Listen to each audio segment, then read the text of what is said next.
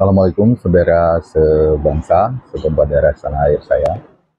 Pagi ini kebetulan kerjaan saya agak longgar, jadi saya sempat bikin video dulu. Dan ini baru sarapan, dan maaf juga ada suara-suara gelombang ini karena restorannya memang di tepi pantai. Oke, melanjutkan cerita sebelumnya ya. Di beberapa komentar video saya, ada yang meminta saya untuk membahas film Upin dan Ipin. Kenapa di cerita di film itu ya gambaran kehidupan Malaysia di film tersebut sangat berbeda dengan realitas sebenarnya, sebagaimana ditunjukkan dengan begitu banyak bukti ya, fakta-fakta tentang kehidupan di Malaysia, bahkan artikel-artikel yang membahas rasisme di negeri mereka. Tapi yang terlihat di film Upin dan Ipin itu mereka begitu harmonis ya, yang bahkan ada orang Indonesia yang ada dipanggil Indon gitu, Susanti, yang ada juga orang Sikh gitu, si Jarjit, dan juga ada Mei Mei yang anak Cina ya, kalau di Indonesia sebut Tionghoa. Karena di Indonesia ini sangat tidak sopan kita menyebut Cina ya, kita pun nggak enak ngomongnya. Bahkan mulut kita pun agak susah gitu menyebutkan orang Cina gitu kepada saudara sebangsa kita suku Tionghoa. Tapi di Malaysia itu biasa, memang seperti itu mereka ya.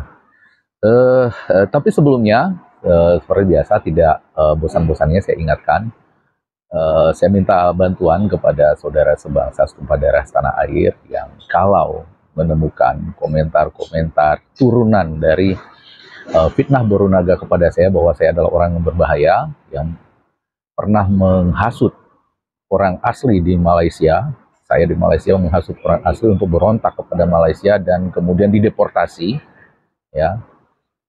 Mohon untuk dikirimkan, di screenshot dan dikirimkan ke email di bawah ini. Karena ya siapa tahu, meskipun sekarang saya belum berniat untuk melaporkan, tapi siapa tahu ya suatu saat nanti saya berubah pikiran, dan karena mungkin semakin parah begitu keadaannya yang diakibatkan oleh fitnah itu, dan siapa tahu juga suatu saat Borunaga diam-diam pulang ke Indonesia, dan siapa tahu petugas imigrasi yang menonton channel ini mengenalnya dan menginformasikan kalau dia ada di Indonesia gitu. Dan saat itu siapa tahu saya ingin melaporkan dia ke polisi, maka bukti-bukti seperti ini akan menjadi bukti yang sangat kuat untuk menjerat dia nanti yang terbukti melakukan fitnah dan videonya sudah tersebar di mana-mana. Nah, jadi seperti itu ya. Jadi kalau seandainya nih ya, seandainya memang Borunaga seperti yang dia tampilkan di video-videonya, bahwa dia mereka itu memang buat untuk memblokir berita-berita negatif dari Indonesia kepada Malaysia seperti dia katakan, dan ada organisasinya gitu ya, dan dia benar sekuat yang dia katakan jaringannya, yang dia bisa mengatur Interpol untuk menahan saya, katanya seperti itu ya. Itu bisa dibayangkan lah ya, kayak di film-film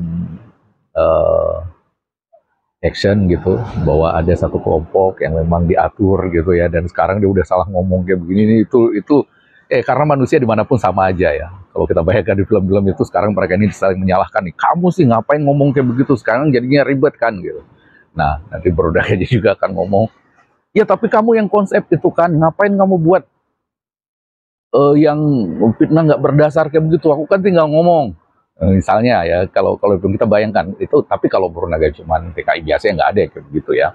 Dan kemudian di grup WA juga mereka masih ribut, udah kita ganti strategi dong sekarang, jangan lagi kita tampilkan komentar-komentar orang Malaysia, itu hapus semua, ambil komentar orang Indonesia aja, kita balas itu gayanya si orang itu dengan membuat kita capture aja itu komentar-komentar orang Indonesia, itu kita balas menyerang. Mungkin seperti itu ya kita bayangkan, kalau memang benar mereka ada organisasinya.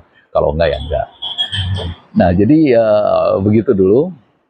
Jadi ada turbulence sekarang, bisa kita bayangkan di dalam kelompok mereka ini ya, yang about sastra mulai mikir, oh ini mulai sibuk membuat strategi ulang gitu. Kalau misalnya mereka memang benar ada satu kelompoknya yang diorganisir ya. Tapi kalau ya mereka itu memang alami murni seperti itu, nggak akan ada yang seperti saya katakan. Nah, kemudian kita lanjutkan pembahasan Upin dan Ipin tadi. Kalau sebenarnya di Malaysia tidak seperti itu, kenapa di Upin dan Ipin ditampilkan mereka begitu harmonis antar suku, di sekolah juga tidak ada pembedaan. Di sekolahnya mereka nyampur, ada orang India, ada orang Cina, ada orang Melayunya juga gitu. Uh, itu namanya film ya, namanya hiburan. Itu seringkali mesti tidak harus seperti itu dan tidak selalu seperti itu, tapi seringkali film itu adalah gambaran apa yang diinginkan oleh penontonnya, tetapi tidak ada di dunia nyata. Ya contohnya, kenapa dulu kita anak-anak suka nonton film seperti Flash Gordon, Superman gitu kan, Batman, film-film superhero gitu. Karena itu adalah impian anak kecil yang waktu itu yang tidak mungkin wujud di dunia nyata gitu. Itu diwujudkan dalam film. Karena itulah kita suka. Anak kecil itu pengen menjadi superhero, ingin menyelamatkan orang, ingin punya kekuatan yang tidak bisa dibully, tidak bisa dilawan oleh siapapun. Itu tidak ada di dalam dunia nyata. Itu tidak mungkin dia dapatkan di dunia nyata. Jadi disitulah bermain di imajinasi. Dan karena itulah kita tertarik dan suka menontonnya, film superhero. Ya, begitu juga kalau sinetron-sinetron di Indonesia kita lihat ya. Itu yang disukai oleh orang, terlihat itu kelompok sosialnya yang menyukai sinetron yang seperti apa gitu. Ya. Dan umumnya itu adalah sesuatu yang tidak bisa dijangkau oleh mereka di kehidupan nyata. Contohnya, maaf kalau para asisten rumah tangga gitu ya, mereka itu sukanya pasti sinetron yang menampilkan orang-orang kaya dengan rumah yang mewah, dengan kehidupan yang luar biasa gitu ya. Kalau YouTube pun dia nontonnya nanti ya kehidupan yang pamer kemewahan model Atta Halilintar atau Raffi Ahmad gitu. Atau Mbak Im Wong yang menunjukkan kemewahan-kemewahan yang tidak mungkin mereka jangkau. Sebaliknya yang kelas menengah, apalagi yang orang kaya gitu, yang kehidupan seperti itu biasa dan dia tahu itu yang begitu juga ada banyak nggak enaknya kehidupan seperti itu, mereka nggak akan tertarik sama acara-acara seperti itu. Gitu. Bahkan saya pernah nonton wawancara itu keluarganya Penjabi yang membuat sinetron-sinetron yang penuh dengan ilusi kemewahan itu, mereka sendiri nggak pernah nonton loh sinetronnya mereka itu karena nggak menarik. Itu memang pasarnya orang-orang yang tidak bisa menjangkau kemewahan-kemewahan itu. Sebaliknya ya orang-orang kelas menengah ini dan juga orang kaya, mereka lebih suka sinetron semacam Keluarga Cemara misalnya. Itu adalah kehidupan yang mereka rindukan. Keluarga yang harmonis, tidak harus sibuk bekerja pagi sampai malam gitu, nggak ada waktu untuk melihat anak, pergi kerja, dan ketika pulang kerja nggak lagi melihat anaknya untuk mengucapkan ya sekedar memeluk gitu ya, sekedar mengucapkan aku sayang sama kamu gitu, papa sayang sama kamu. Nggak ada waktu seperti itu mereka sukanya film seperti atau sinetron seperti Keluarga Cemara yang menampilkan keharmonisan keluarga, karena mereka tidak bisa mendapatkan itu gitu. Ya, atau kehidupan di perkampungan yang tidak mereka rasakan seperti dulu Sidul Anak Sekolahan atau seperti Bajai Bajuri, realitas seperti itu. Untuk kelas sosial yang menengah ke atas tadi, mereka lebih suka film-film seperti itu. Nah, ini juga yang menjelaskan kenapa film India itu banyak menampilkan percintaan-percintaan. Karena di dunia nyata mereka hampir tidak pernah merasakan itu. Mereka menikah itu dijodohkan. Bahkan orang India yang sudah tinggal di luar negeri, tidak di India sekalipun, itu mereka itu banyak dijodohkan. Kadang orang Indonesia di Indonesia dijodohkan dengan orang India yang tinggal di Fiji, di sana di Argentina, di mana ada Maharaj, namanya mereka itu sebagai mak comblang gitu ya, untuk mencarikan siapa yang dijodohkan dengan siapa yang sesuai dengan kasta dan kelas sosialnya mereka. Itu kehidupan India. Jadi di sana nyaris tidak ada yang namanya percintaan seperti di film-film itu. Gitu. Karena itulah mereka suka film India dengan tema percintaan. Nah, kembali ke Upin dan Ipin, kenapa itu film sangat sukses dan disukai di Malaysia? Ya, karena itu adalah situasi ideal mereka yang digambarkan di film itu yang tidak mereka dapatkan di dunia nyata. Dunia nyatanya seperti apa? Ya seperti digambarkan di dalam artikel-artikel yang melimpah ruah di Google. Kalau kita Google itu melimpah ruah artikel tentang rasisme di Malaysia, isu perkauman mereka, gitu kan. Sangat bertolak belakang dengan cerita yang ada di Upin dan Ipin. Nah, jadi Itu dia jawabannya, kenapa film Upin dan Ipin menggambarkan Malaysia seperti itu, gitu ya.